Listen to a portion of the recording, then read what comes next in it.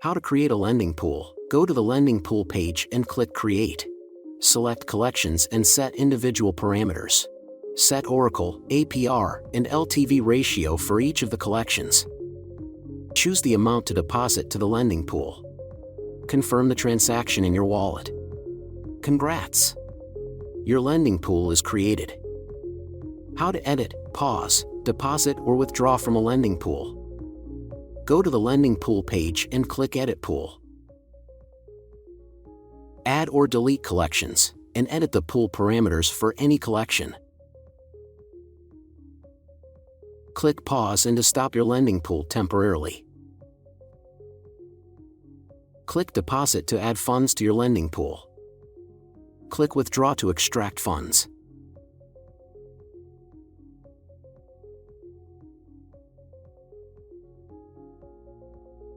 You're ready to create your lending pool.